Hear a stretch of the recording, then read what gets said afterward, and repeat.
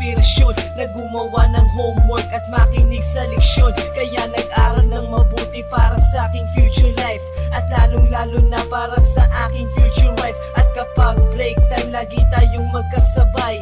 Kinikilig ako pag hawak ko ang iyong kamay, habang tayo ay naglalakad pag tayo'y pauwi. Lalo kung tinatamaan pag ika'y ngumingiti.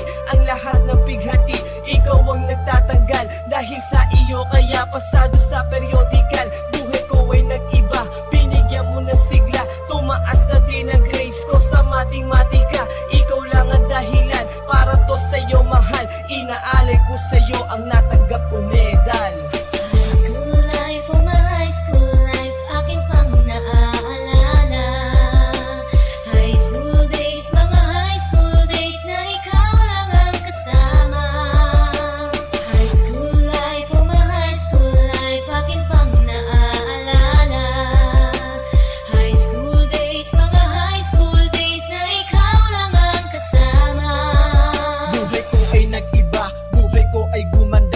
Maraming bumilig at maraming nagtaka. Ganito pala ang feeling pag ikaw ay nagmahal. Araw-araw at gabi-gabi akong nagdarasal na sana'y ikaw na nga ang inilaan sa akin. Makasama ko sa buhay para aking mahalin. Nang ako yung sagutin, muntikan na akong madrop. Pero dahil sa iyo, naabot ko pa ang ulap. Ngunit ang kapalit, bakit ka bigla nagbago? Lagi kang tulala at parang lagi kang kabado. Hindi ka pumapasok, saan ka nagpupunta? Bumababa na mga grado mo, ano ba ang problema? Nakausapin ka, bigla kang napaiyak. Mabigat ang iyong dala-dala at yan ang natiyak. Nang ikaw ay tinanong, hindi mo ko sinagot. Tumakbo ka pa, alis na para bang ikay takot. Bakit?